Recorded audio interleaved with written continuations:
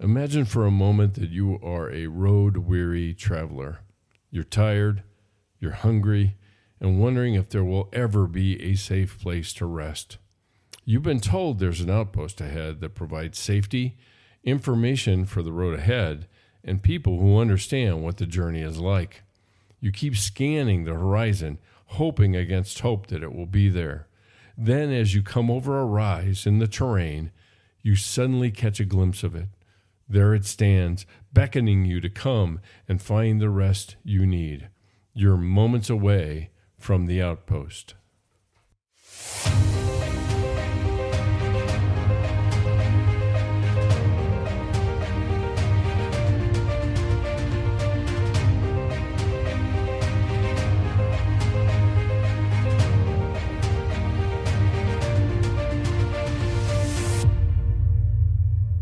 Welcome, everybody, to another edition of the Outpost Podcast. I'm Dr. Ray Mitsch, your host. Thanks so much for joining me as you are listening in to the Outpost.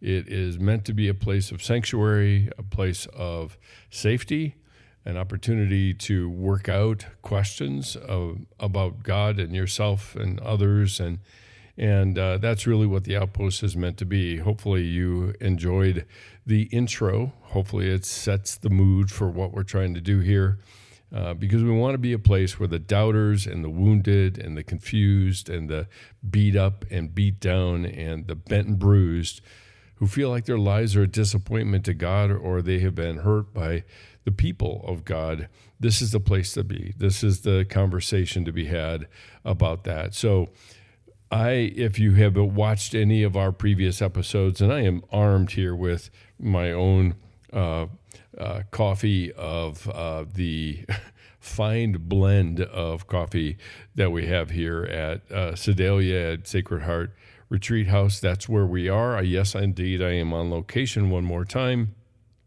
And you have the opportunity to hear a little bit different, I think, tone to the retreat. And just to give you a sense of context, we do two, or I do, I say we because it's myself and another co-director, Dr. Bill Saxby, who, if you've listened to any of the previous episodes on the psych monologues, you will have heard a little bit of his thoughts and take on the silent retreat and what it's here for and what we're trying to accomplish. So he is my co-director, if you will, co-spiritual director in doing these groups. And we do two a spring.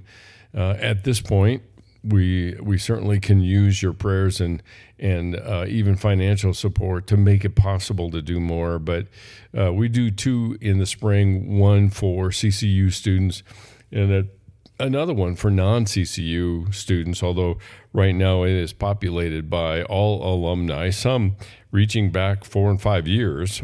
I think the average length of time or the average number of retreats we have represented in our group is probably 3 or 4. We have some that are a little bit more.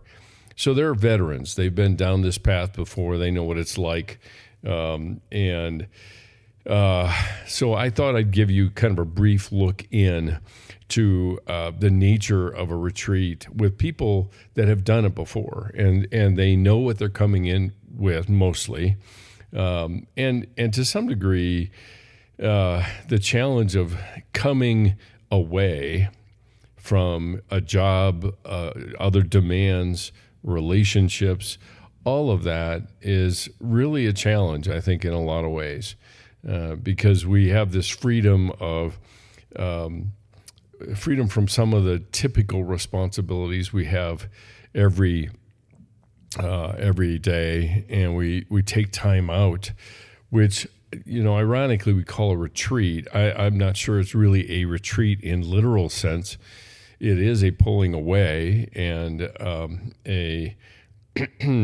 a time to reflect, at least. And so we do the retreats here in exactly the same way we do with the CCU students. We do it Thursday night, we meet, and then we're here Thursday night, Friday night, Saturday night, which is where we are right now, and then Sunday morning, where we close up the retreat and spend some time reflecting on what the weekend has been like and how God has spoken or not spoken. I mean, in a lot of cases, a retreat is not just for the soul, it is also for the body and even the mind. And I think oftentimes, and I've heard that even this retreat, am I doing something wrong because I'm sleeping more than usual, or I'm not really doing anything quote unquote productive, which a retreat actually has a way of confronting our notions of what productivity really is all about. And so I think sometimes people end up getting caught up with the same mentality they had before coming to the retreat and then imposing it into the retreat itself. And that really is where what has happened here as well. I think the overriding first night observations was tired and fatigued and not really clear about what direction to take. And in a lot of cases, I think if we come with a preconceived agenda, a lot of times we will get disappointed because this is a space more than anything. It's a space that we set aside intentionally to let God work in however he sees fit. And in a lot of ways, it's hard to let that happen without creating an expectation or creating some kind of list of objectives or things that I need to get done in it. And that's really ultimately unfortunate, I think, because it then robs the freedom of the Holy Spirit to move and to get my attention when I'm in the midst of it. And so and there was that theme on Thursday night, and then also on Thursday night was kind of the seed that was planted by one of us directors about just trust and what does that actually look like. And the debrief we had last night, Friday night, is a little bit different, partly because it's kind of a transition day. We're transitioning from the hustle and bustle and demands and moving at Mach speeds to kind of coming to a screeching halt and having to recalibrate and reorient to where we're at and how we're feeling and what God might be up to, even in our lives coming into this. And that's an important part. I think the transition is every bit as important as the actual work that gets done. And a lot of times on this day, on Saturday, is when a lot of things actually happen. And God is very busy. I've had people kind of confront feeling like they're on a path and they have a choice to make in terms of there's a fork in the road and which path to take, and they don't want to do it wrong, and either they get paralyzed by the fear of doing it wrong, or they take a shot and whatever turns out. And we always, on the backside with 20/20 hindsight, say, well, I could have chosen a little bit better or a little bit differently. And that's unfortunate, really, because we can only choose to the degree that we have the information before us. And when we do that, we have to make the best choice we can. And I think that same thing is true even in retreats like this. And so tonight is a telltale night. It is an important evening, I think, in terms of our debrief. And I will probably revisit that topic again on the next episode, because I'm going to be doing a flurry of these because I'm going into knee surgery next Wednesday, and I may be very much indisposed, if you will, from the pain of that. And I don't think I want to do a podcast in the middle of all that. So we're going to spend a couple episodes just talking about and debriefing a little bit about the retreat, and then I will start my new series about redemptive communities and what they actually look like and what's important about all of that for the vision of what an outpost is like. Because like I say in the introduction, it's a place to get information for the road. It's a place to meet people that are on similar journeys as us.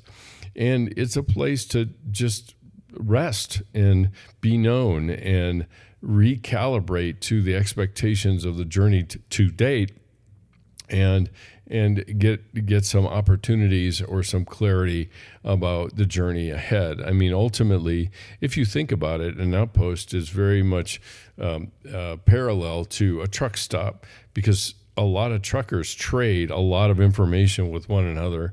If somebody is coming from where I am going, then I can actually get information about where I'm going from that person. And the same thing is true for me to other people. And so we have that same thing happen, I think, even at an outpost like this that we call a silent retreat. So a couple other things that have come up along the way, I think, as we're talking, is a lot of expectations about I should be farther along than I am. And it's disappointing to see where we are, because we have this undefined, very amorphous definition of where we should be, which means I will always fail because my goal is not defined. And because of that, then the goal always changes, which also means that as I'm on this journey, I'm always in this state of never enough, which is a problem, all right? The word itself, the phrase itself, is a problem partly because it is embedded in our language. We search for clarity about where we are, and by doing that, the way that we go about doing that is through comparison. And comparison is always deadly. It is always deadly because we generally compare to somebody who's farther ahead than us, who's doing better than us, which also means that we're always doing worse, and we can never really rest and engage with where we are. And I shared this metaphor with somebody today that if you think about it, if you're familiar with the sign for the infinity sign, right? It's a figure 8 that is laying on its side, and there are 2 loops. One loop, if you want to think about it this way, is if I'm looking at it as I'm looking at you, one loop is the future, which is to my right, and the other loop of the 8 is to my left. And there is an intersection point to that figure 8, and that intersection point is called the present. And generally, we end up spending much more of our time in the future or in the past rather than living in the present, because the present is perpetually disappointing. And I'm disappointing in that present. So I will avoid it, and I will distract myself with all the anxiety and all the concerns about the future, or I will spend all of the convicting time and condemnation time with me in the past. And it robs my present. And one of the things I think often happens in a silent retreat is we are invited, not coerced, not in any way, but we're invited to live in the present moment where we are, as we are, with God as He is, and discovering Him in the present rather than what He's done to us or what we feel like He has done to us through even other Christians in the past. And therefore, then we spend all of our time predicting the future. And that is a key to keep in mind, I think, with what the silent retreat does, because in the silence, a window is opened, and a window is opened to allow me to live in the present as it is, and I can be free, or at least spend less time in the future, and I can also be free from the condemnation of the past, which means then that I have an opportunity to recalibrate my expectations, my thoughts, my even understanding of myself to this new reality. And And it's not a new reality. I mean, that's what's crazy. It's just the same reality, but we spend most of our time trying to fabricate a reality to live in rather than living in the one that we have. And that's what I think is often key to keep in mind. And what I think sometimes people really avoid, because silence confronts us not only with the fact that the silence is inhabited, God's waiting for us there, but it's also we confront ourselves. And we spend so much time either condemning ourselves from the past or setting expectations for ourselves in the future that we can't possibly hit, that we never have the opportunity to live with ourselves as we are. And the secret, I think, to keep in mind is that if we're willing to engage this opportunity of silence and solitude, what we might actually find is that God is saying to us in this moment, and you may not want to meet God. I get that. I understand that. But at the same time, what God is saying to us in the moment, in the present, is, I love you as you are, not as you should be, which would be the future, and not as you used to be in terms of the past, but I love you as you are, not as you should be, because you're never going to be what you should be. And that's what is offered to us, I think, in the present moment of silence. And like I said, I think a lot of people flee silence because they don't want to spend time ultimately with themselves, and to find out that if the thoughts begin to spin down, what will be left? And we're not so sure that we want to find that out. And so a silent retreat does that. And last night we had a lot of conversations about the losses of moving forward and moving beyond. And one person used the metaphor of, a hermit crab that lives in other shells, and it outgrows that shell and has to shed that old one, and then is in search of a new one. And during that point in time is vulnerable because it doesn't have the protection of a shell.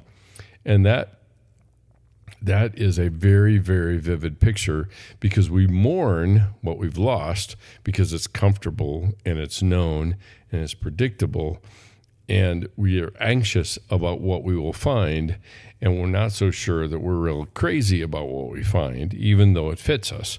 And that's changes in life in a lot of ways that I think are important to keep in mind. So there's that.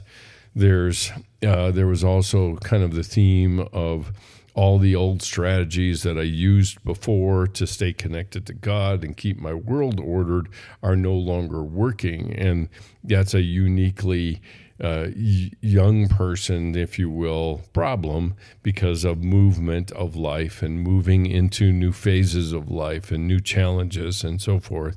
And that's another theme that certainly came out of that. The thing to keep in mind is that we keep, as I said before, we keep creating a fabricated realities rather than living in what is. And I think part of the problem is what is disappointing to us. And so we flee the what is by creating something of what could be, should be, might be, and then end up getting disappointed and angry as a result of all that. And that's a very valid, very important, I think, realization for all of us to contend with.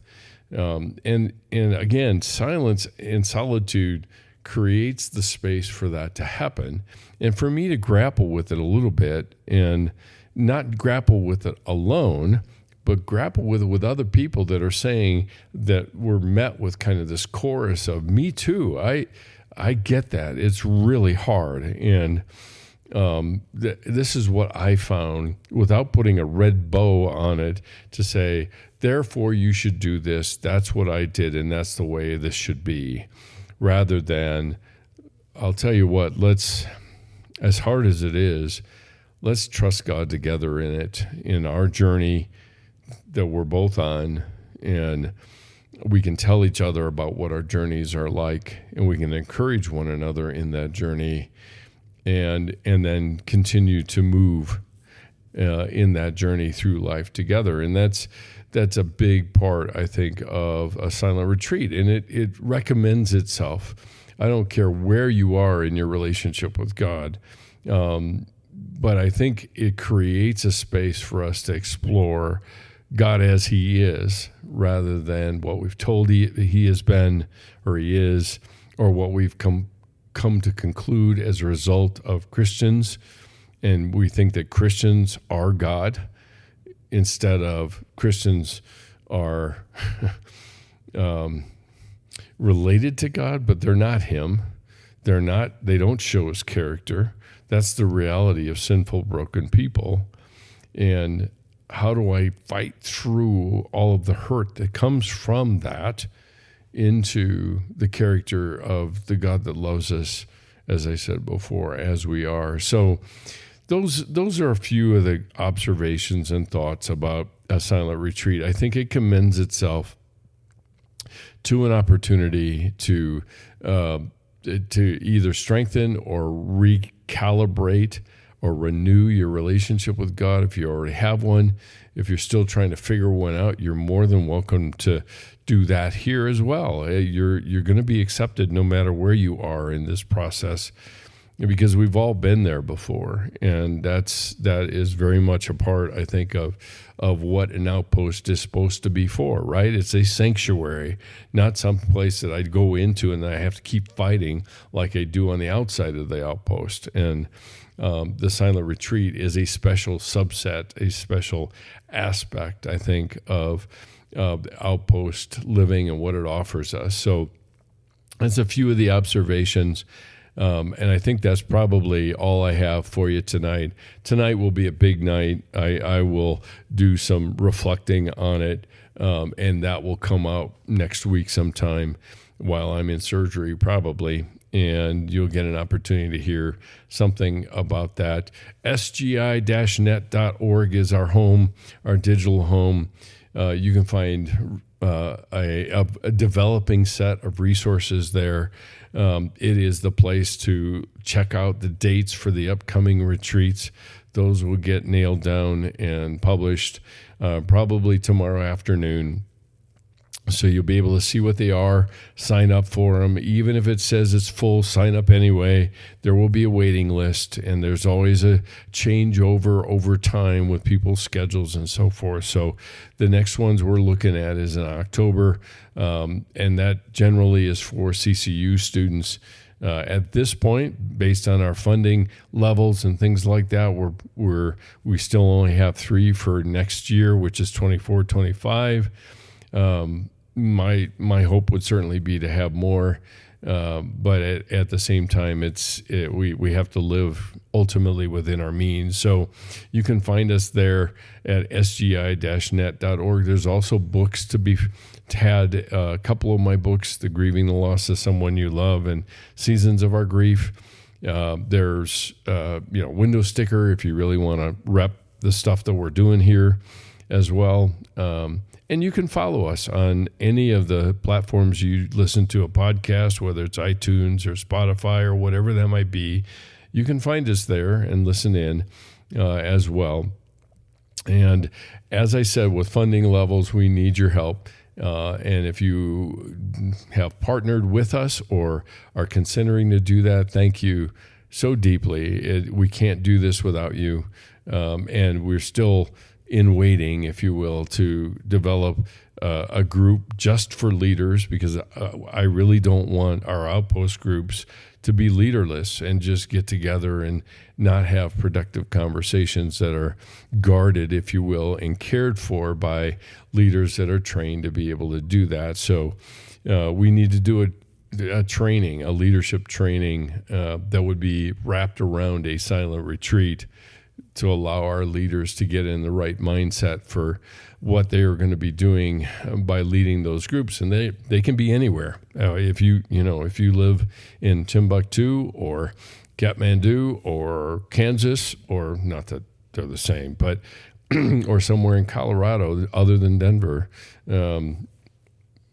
contact us and let us know of your interest in setting an outpost group up there, and we will do and make every effort to make it possible for you to get the training you need, and also just the materials and resources you might need to be able to lead that kind of group. So that's the pitch. If you are interested in supporting us, you can do that on sgi-net.org/donate. And there's a donate page there that you can do that on an ongoing basis or one-time gift. All of it is tax deductible, and we would be ever so grateful for your support. This retreat is still teetering on the edge of funding, so if you feel so led based on some of these reports from On Location, that we would be so grateful to be able to have it be fully funded as we move along here. So pray for us tonight, as this is going to be a big night, and tomorrow night as we close out the retreat. And that is it. Next time we talk, I'll be here. Join me. Love ya. Later. Bye.